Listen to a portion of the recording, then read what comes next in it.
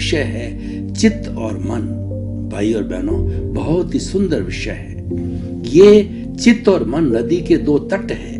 जैसे नदी होती है वो दो तट के बीच के अंदर बराबर बहती रहती है, अनुशासित रूप से बहती है। अगर तट सुरक्षित रहते हैं तो नदी का बहाव सुरक्षित रहता है। नदी हिमालय से निकल करके वह बंगाल की खाड़ी, हिंद महासागर या अरब सागर में जाकर के आराम से गिर जाती है और कोई विध्वंस नहीं करती है।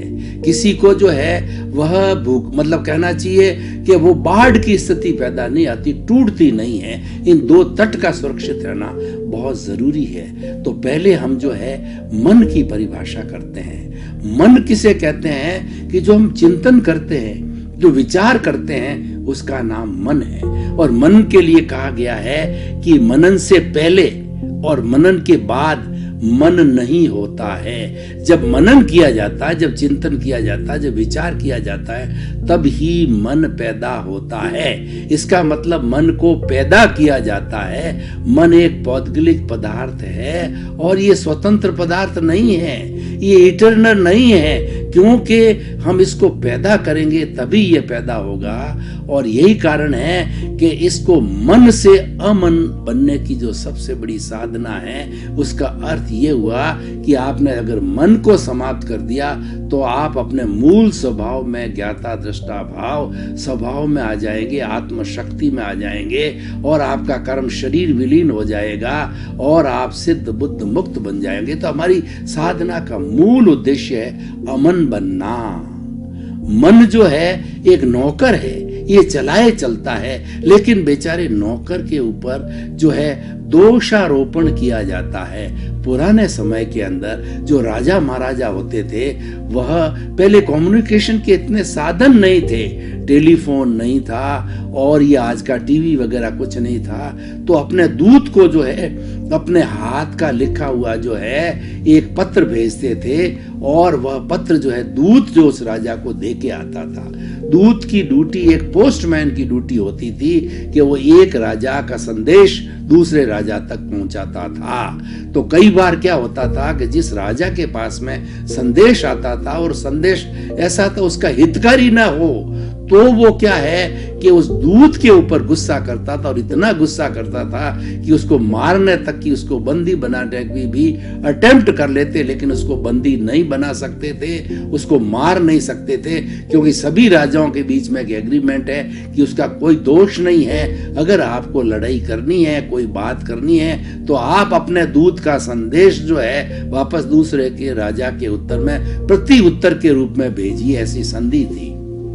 तो हमारा मन सबसे सामने हाजिर रहता है और मन के लिए कहा गया है मन लोभी मन लालची और मन चंचल मन चोर, मन के मते न चालिए पलक पलक मन और। मन के लिए कहता है कि ये लोभी है, ये लालची है और ये पलक पलक के अंदर जो है बदलता रहता है। जैसे जो है हमारी 5 इंद्रियों के विषय उसके सामने आता है और तब वो बदल जाता है, उसका चिंतन है हर क्षण बदल जाता है। और मन को जो है एक बंदर की उपमा दी गई है। बंदर की चंचलता कभी जाती नहीं, उसी तरह से मन की चंचलता नहीं जाती है। और मन के लिए कहा गया है कि मन के जीते जीते और मन के हारे हार, यानी अगर मन को मजबूत बना लो तो आप अपनी आत्मशक्ति के अंदर और आत्मविश्वास के अंदर जागृत हो सकते हो।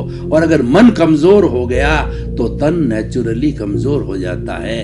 तन जो का संचालन होता है वो मन के द्वारा होता है, इसलिए मन को मजबूत रखो, मन को जो दृढ़ रखो और मन को स्थिर रखो। कहा जाता है कि शरीर को खूब घुमाओ, क्योंकि जितना हम शरीर को घुमाएंगे, जितना हम मॉर्निंग वॉक करेंगे, जितना हम परिश्रम करेंगे, तो हमारा शरीर के थकान आते ही हमको आराम की नींद आएगी। लेकिन अगर मन को घुमाया तो बहुत तकलीफ हो जाएगी। मन जो है वो राजसिक प्रकृति का है, वो ऑलरेडी चंचल है और उसको चंचलता करते गए और बढ़ाते गए तो एक स्थिति ऐसी आती है कि व्यक्ति पागल हो जाता है। ये जितने पागल जो लोग होते हैं वो मन की एक्सट्रीमिटी पर पहुंच जाते हैं। 24 आवर एक ही विचार उनके दिमाग में कौंधता रहता है और वो पागल की स्थिति, मैड की स्थिति में आ जाते हैं। इसीलिए मन का उतना ही उपयोग करो जितना हमें आवश्यकता हो, मन को उतना ही पैदा करो कि आपको जब चिंतन करना हो तभी मन को ही पैदा करो।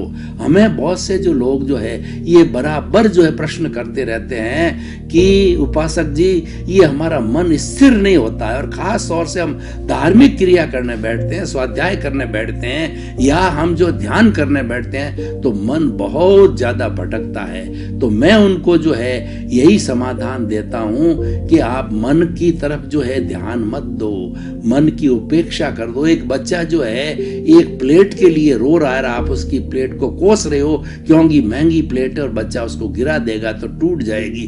जो आप उसको कोसने की कोशिश करते हो, जो बच्चा ज्यादा रोता है, तो उसी तरीके से मन को जितना आप टाइट करने की कोशिश करोगे, बांधने की कोशिश करोगे, ये ज्यादा भागने लग जाएगा।